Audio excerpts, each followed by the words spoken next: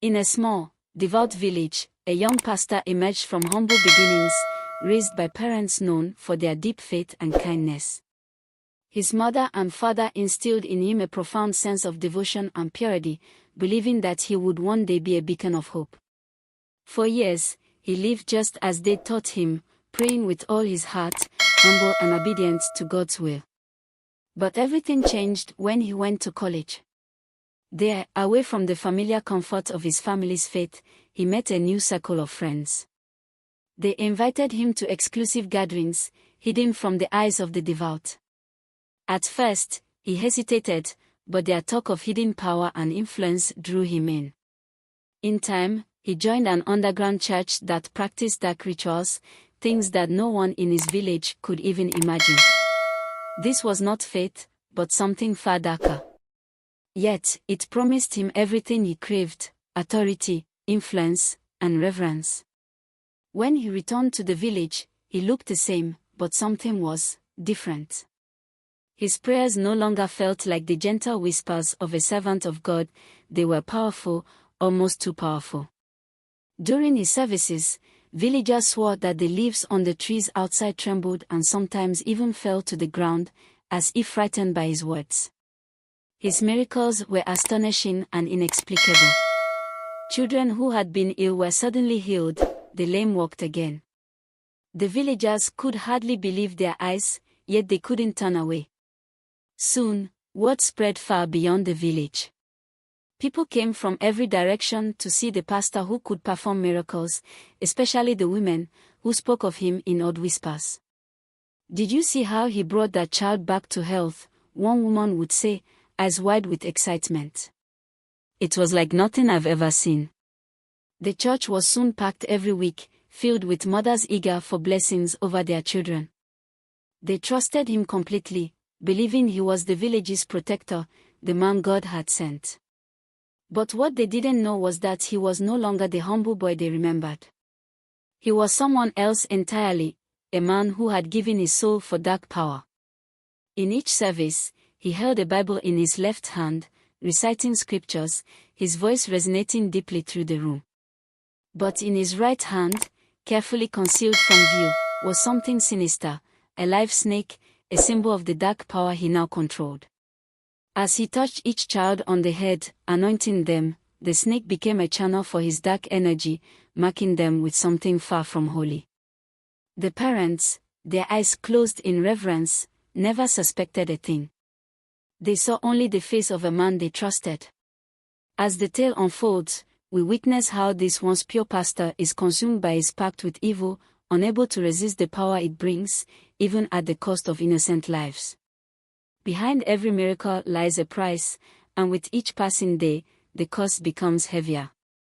Years passed, and the village children who had been anointed by the pastor grew older. But instead of leading blessed lives, strange and disturbing changes began to unfold. Some of the children became unpredictable, withdrawn, or even violent. A few ran away from home without explanation, disappearing into the night, leaving their families broken and searching for answers. Others were haunted by inexplicable visions and would wander aimlessly, as if possessed, muttering things that made no sense. A few fell into madness, their once bright eyes dull and lifeless. Desperate and heartbroken, the parents turned to the only person they believed could help, the pastor himself. The same man who had once prayed over their children with such holy power. Gathering at his house, they pleaded, asking him to pray for their sons and daughters, hoping he could cast out whatever evil had taken hold of them. Not knowing he was the true cause, they knelt before him in trust and faith. The pastor's expression was solemn as he nodded, inviting them all to bow their heads and join hands in prayer. He closed his eyes, reciting powerful verses, calling upon what the parents believed to be divine protection. As his voice grew louder, the room seemed to darken, an eerie stillness filling the air. But one woman, feeling uneasy, dared to lift her head. She opened her eyes just a sliver, and what she saw froze her in horror. There, in the pastor's right hand, concealed behind his robe, was a snake writhing and twisting, gripped firmly as he continued to pray. She watched in stunned silence, seeing how he brought the snake close, pressing it down as if to channel some dark power through the very words he spoke. Her heart pounded as she realized the truth: this man wasn't blessing them. He was cursing them. She gasped, quickly closing her eyes before he could notice her staring. The prayer ended, and the pastor dismissed them with his usual warmth, urging them to have faith that their children would be healed. Shaken but silent, the woman hurried outside, struggling to contain her horror. As she left the pastor's house, she gathered a group of the other women, her face pale, her hands trembling. She told them what she had seen, that the pastor was holding a snake as he prayed, that he was not what he appeared to be. Her voice shook as she described every detail, her eyes wide with disbelief. The other women listened, their faces a mixture of fear and shame. They had been so captivated by his charisma, so willing to believe in his power, that they had ignored the signs. Each of them felt the weight of their trust, now shattered by this terrible revelation. As they exchanged looks, the realization set in, a creeping awareness that they had been deceived all along, and that their children's suffering had been the result of the very man they had trusted most. The story ends with the women standing together in silence, glancing back at the pastor's house with a newfound understanding, their faces pale with shock and their hearts heavy with regret. They walked away, each bearing the weight of the truth and wondering how they could ever right the wrongs that had been done. Determined to uncover the truth, the women devised a plan. They decided to attend the next Sunday service, bringing along as many children from the village as they could. This time, they would keep a close eye on the pastor during the anointing, watching to see if he was truly using dark powers, just as their friend had claimed. Quietly, the women spread word throughout the village, urging mothers to bring their children for a special blessing that Sunday. Suspicion lay heavy in their hearts, but they knew they had to see the truth for themselves. When Sunday arrived, the women gathered early, accompanied by mothers with their children, who had come dressed in their finest clothes. As the sun rose on Sunday morning, the churchyard filled with women and children, waiting in quiet anticipation. The women who knew the truth, the ones who had seen or heard about the pastor's dark ritual, whispered among themselves, but kept their faces neutral. They couldn't let the pastor suspect anything, not until they confirmed their suspicions. The congregation began to arrive, some greeting one another cheerfully, others joining the quiet anticipation. Soon, the church was packed with villagers, mothers holding the hands of their children who looked up in awe, eager for the pastor's blessing. The women who knew the truth positioned themselves throughout the church, careful to get a clear view of the altar where the pastor would stand. At last, the church doors opened, and the pastor strode in, carrying his Bible, a serene smile on his face. He walked slowly down the red carpet that led to the front of the church, lifting his Bible high as he entered, as if drawing strength from it. Around him, the congregation rose, breaking into joyous song, clapping and dancing in praise. The pastor walked forward, bathed in the adoration of his followers, completely unaware of the watchful eyes tracking his every move. The children, wide-eyed and innocent, watched as their parents sang, and the pastor continued his path down the aisle, moving steadily to the front. The women exchanged glances, their hearts pounding as he drew closer to the altar. They were determined to see it all, to catch him in the act, to know if he truly wielded a dark power. The pastor reached the altar, standing before the congregation with his Bible raised, his voice ringing out in a powerful blessing. As he lowered the Bible, the singing quieted, and slowly, the congregation took their seats, the church settling into a tense silence.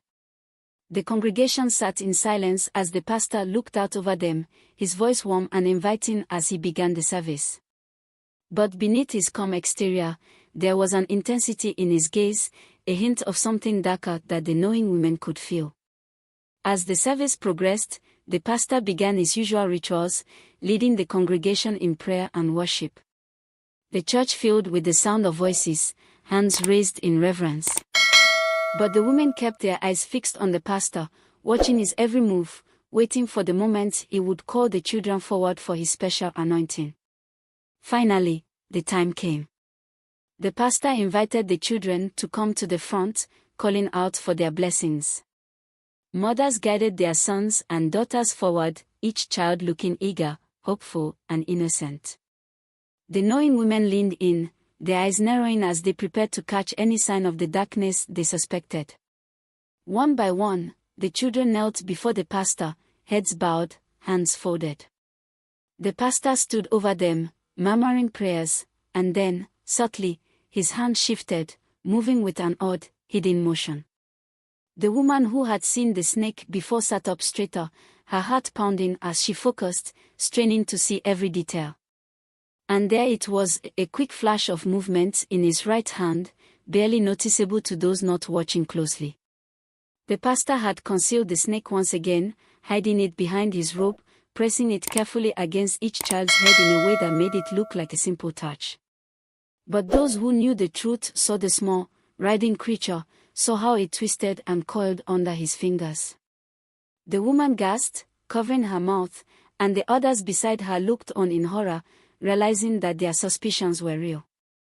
They exchanged glances filled with fear and shame, realizing that they had allowed this man to perform his dark ritual on their children for so long, all while they believed him to be a man of God. When the pastor finished the anointing, he returned to his place at the altar, lifting his hands to begin the closing prayer. But the woman who had seen the snake couldn't hold back any longer. She glanced at her friends, and with a nod, they all stood up together, a unified group rising from the pews. The congregation turned to look at them, confused murmurs filling the air. The pastor noticed, his eyes narrowing slightly as he tried to maintain his calm expression. But the women did not sit back down. Instead, they stepped forward, walking together toward the front of the church, their faces pale but resolute. One of the women spoke up, her voice trembling but loud enough for everyone to hear. "Pastor," she said, "we've seen what you're doing to our children. We know you've been using dark powers, deceiving us all." A shocked silence fell over the congregation. The pastor's face twisted, a shadow of anger flickering in his eyes, though he tried to mask it with a look of sorrow. "Sisters, you must be mistaken," he said, his voice smooth and practiced. "I am but a humble servant of God." But the women would not be swayed. They described what they had seen, the snake in his hand, the strange rituals, the way their children had changed after his so-called blessings. Murmurs of disbelief and horror began to ripple through the church as others listened, torn between their trust in the pastor and the shocking accusations being made against him. Realizing that his control over the congregation was slipping, the pastor tried one last desperate act. He raised his Bible high, shouting, "These are lies. The enemy is at work, trying to sow discord among us." But his words no longer held the same power. The congregation, now watching him with suspicion, began to pull their children close, casting wary glances at the man they once trusted. The woman who had first seen the truth stepped forward, her voice strong and unwavering. "We were blind, but now we see. We will no longer let you harm our families in the name of faith." The congregation began to file out, children clinging to their parents, casting one last, fearful glance at the pastor as they left.